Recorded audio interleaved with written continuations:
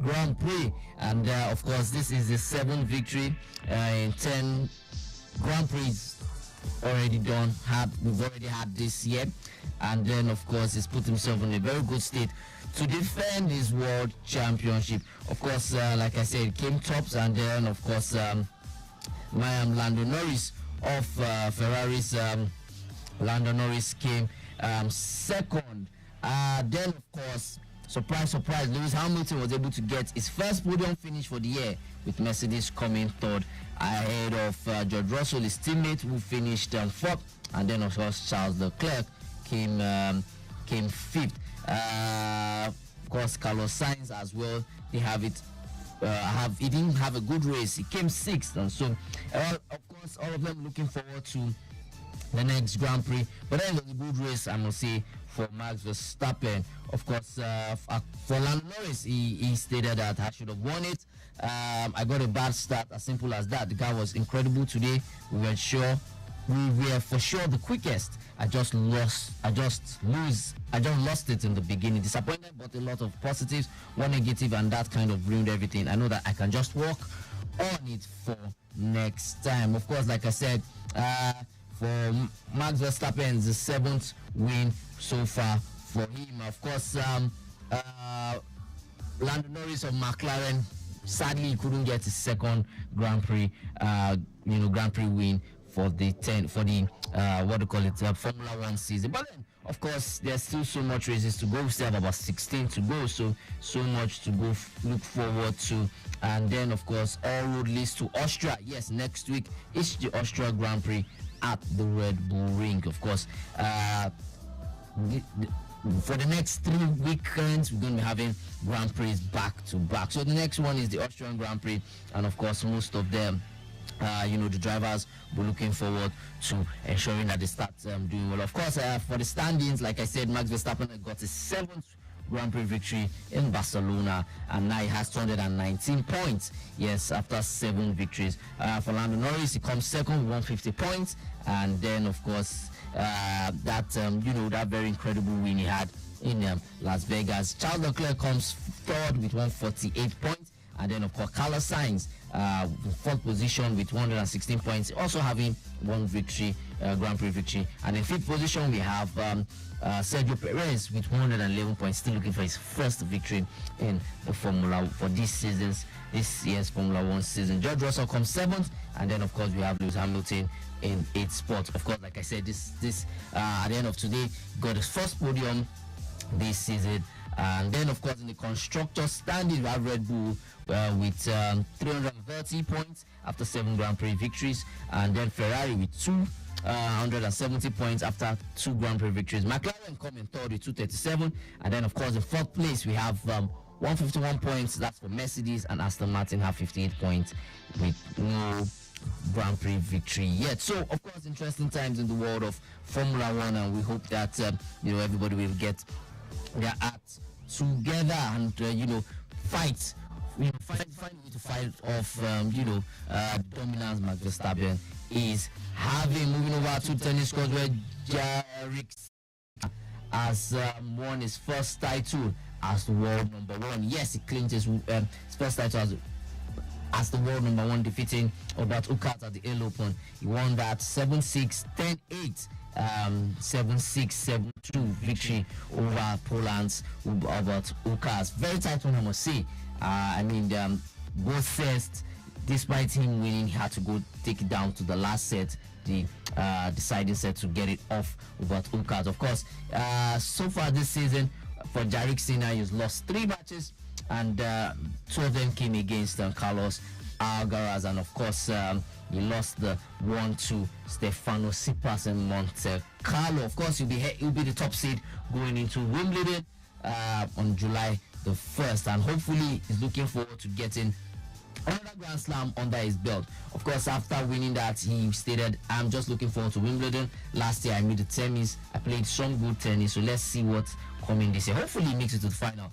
but then he's not going to have it easy as the likes of Carlos Alcaraz, who will be preparing for the Olympic Games after Wimbledon. Would also want to make a statement for himself. Remember, Carlos Alcaraz is the defending champion regarding Wimbledon. So wait to see how that pans out. Of course, Jarek Sinner is saying he has 1 week to prepare. So, like I said, he's looking forward to having a good tournament. Of course, the likes of Novak Djokovic as well would also be looking whether he'll be fit enough to take part in it, as well as Andy Murray, who has not made a decision yet. Of course, he had a surgery reconstruction in his body yesterday, and so hopefully he will come out. Of course, in another tennis ATP event, Tommy Paul claimed his biggest title of his career, defeating Lorenzo Musetti 6-1, 7-6, 10-8. Of course, that final deciding set ensured that he was able to win, became the first top-ranked American player, having moved up to 12th position on the world rankings. And so he has also put himself in a good state, and of course, he, like I said, is the first American to win the Queen's Open title since Sam Querrey in 2010. In the doubles of the Queen's Open, Neil Skobosky and of course New Zealand Marco Venus came from a set down to beat Russia's Karen Khachanov and America's, the duo of Karen Khachanov and of course America's Taylor Fritz 4-6, 7-6, 7-5, 10-8 to go ahead and win doubles in the Queen's Open. So a good one for Tommy Paul as well. Looking forward to going into the next 2 weeks about that. Like I said, first of all, regarding the world of tennis. So hopefully we have this guys, coming out event. That's in the Berlin Open. She was able to save 5 match points. She defeated Anna Kalinskaya. Yes, Anna Kalinskaya to win the Berlin Open, and Coco Gauff. They're the two biggest names for the American, tennis players that were representing America at the 2024 to get past Anna Kalinskaya and wrapped up that proceeding with 7-5, 7-6, 7-2. Of course, she also went on Jessica Pegula. She defeated Russia's Kalinskaya 6-7, 6-4, 7-6. I mean, in the space of how many hours to eventually even get past the quarterfinals, because for her, the last year at Wimbledon quarterfinals, the quarterfinal stage was where she lost out to Marketa Vendros. So tennis action for her, and just to get herself a bit prepped up before going into the Wimbledon. So we just take this breather, and then of course when we come back, talk stories from the Nigerian sports scene.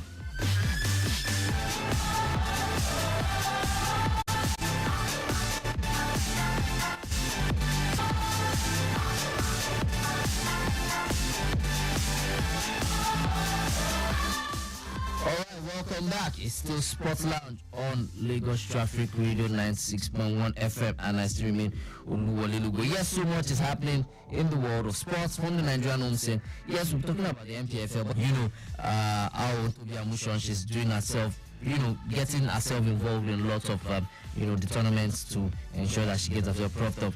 And but then, of course, for some Nigerian athletes who will not be taking part as well. Some other African athletes as well, so like Botswana's Leslie Tebaku said that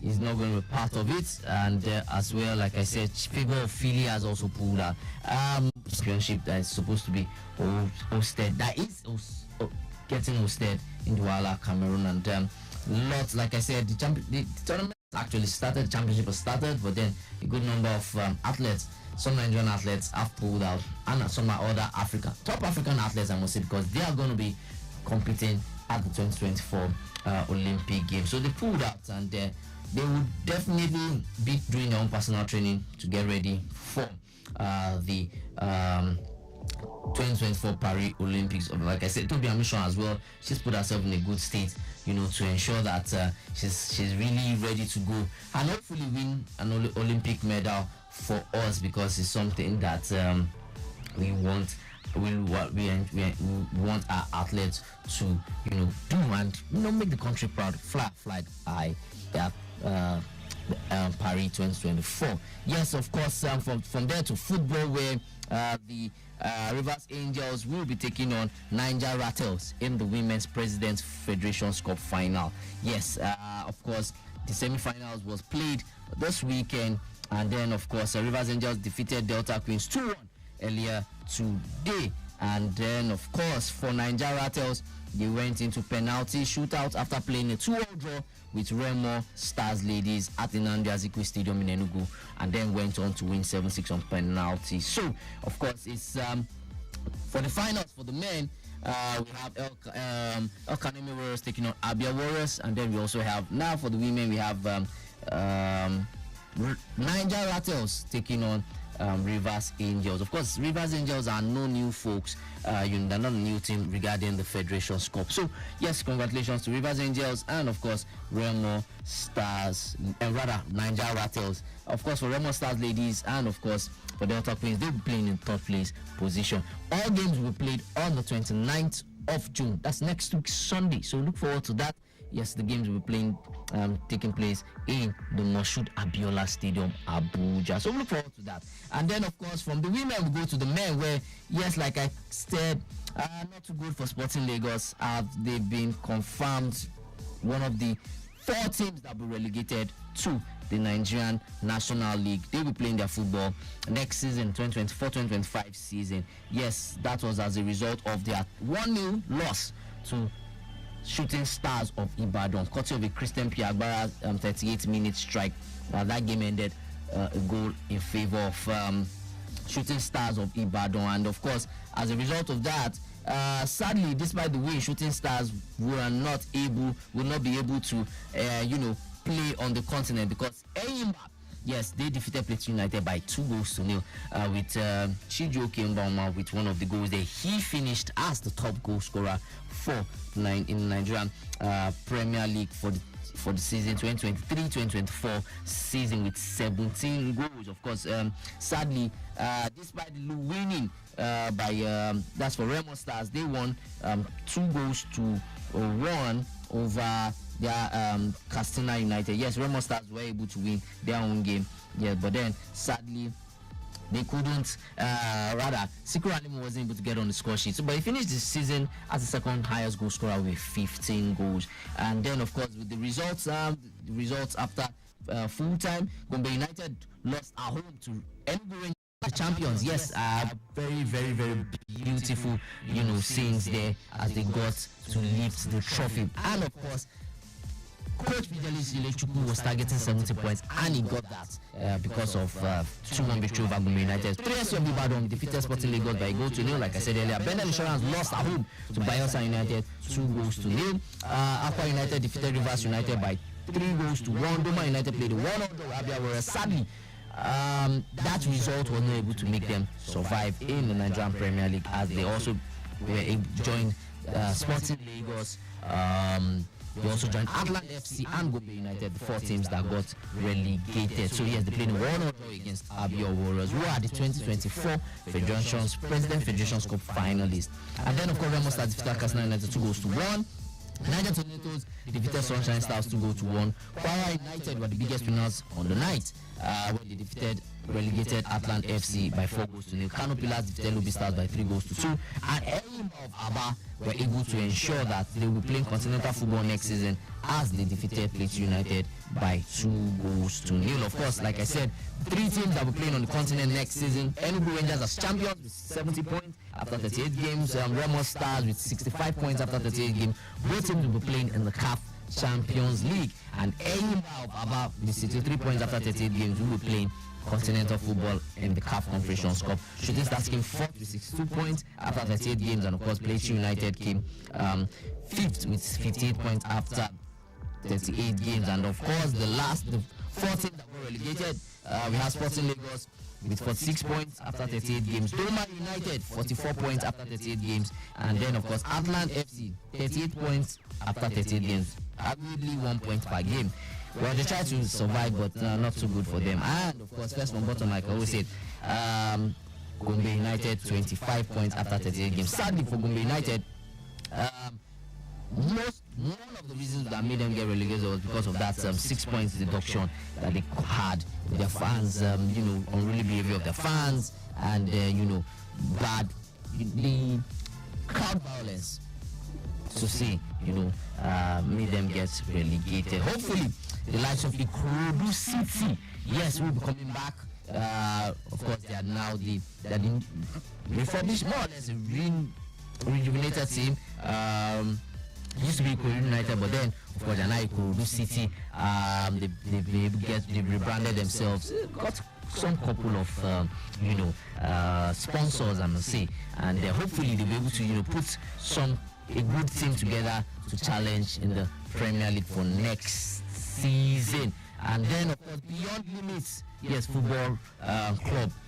The Feeders Club of Remo Stars, they will also be coming. In fact, they are the champions of the NNL, with Nasarawa United coming, as well as El Kanemi Warriors. So we look forward to these 4 teams, from the NNL. We want to see how well they can go. From there, we move over to Europe, where, of course, they're all going down at the European Championships. And the big game to look forward to today is between Scotland and, of course, Hungary, because the Scottish, yes, after playing a 1-1 draw with Switzerland, if they get to win today's game, they put themselves in a good state to qualify. Of course, we know that the host, that's Germany, have already qualified courtesy of that 2-0 victory over Hungary, and so it's going to be an epic challenge.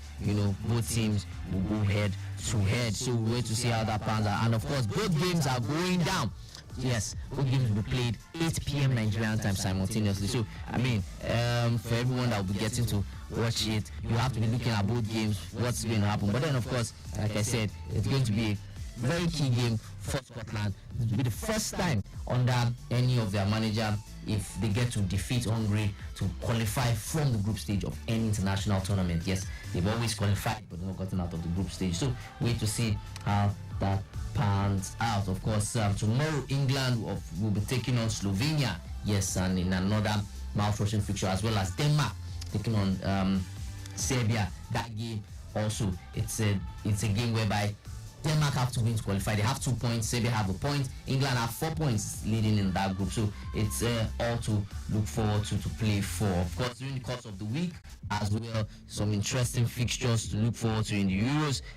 We know that as well as in the Euros, yes, like I said yesterday, Denmark taking on Denmark will be playing against Serbia. That's on Tuesday, as well as England taking on England will be playing their own game as well against Slovenia. Tomorrow, Croatia hosts Italy.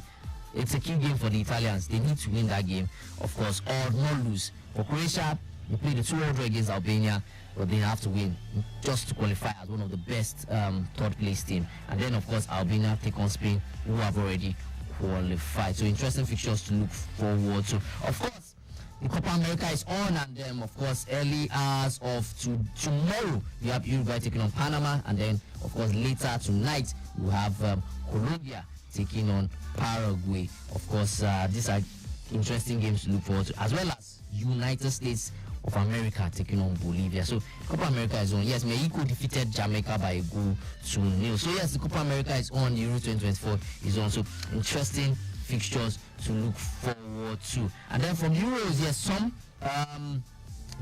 interesting transfer updates happening. For Aston Villa, they've been doing some interesting work, and then signing on some players. But however, they're also allowing some of the players to leave. As later this week, Douglas Luiz is set to join Juventus. Yes, of course, it looks like all as is sealed, and it's just going to be for final paperwork to be done, as Douglas Luiz will be joining Juventus. Of course, 2 players as well from Juventus in Ealing Jr. and Enzo Valencia. Yes, they'll be coming from Juventus to go to Aston Villa. Yes, for Liverpool fans, remember this guy, Adrian. Yes, is set to join Real Betis as a free agent. So, looks like all things is already in place, as Adrian will be leaving Liverpool to join Real Betis. after, of course, Georgian club, as they have so some players as well will be going. Of course, some transfer news also.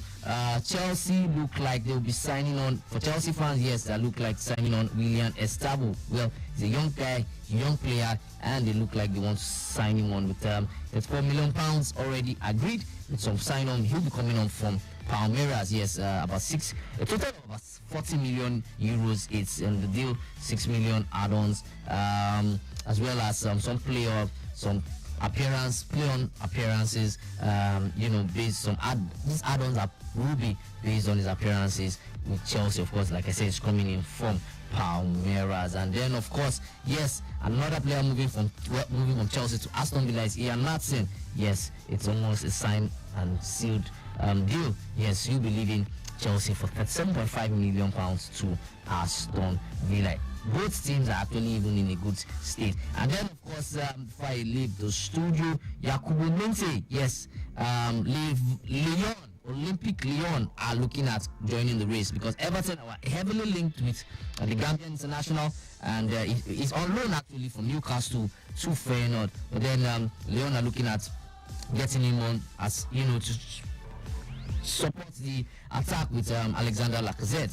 We'll see how that pans out. Everton also are in the race, as well as the fact that they're looking at having a possibly a swap deal, because for Newcastle they're interested in Calvin Lewin. Yes, Calvin Lewin, Dominic Calvin-Lewin is already Newcastle already in talks with his agent, so it looks like we might have that deal happening, moving from Everton to Newcastle. Well, that's so much we can take on today's show. As always, remember, don't drink and drive, obey all the traffic rules, and then ensure that you respect every road user. And as always, have a beautiful week ahead, and God bless.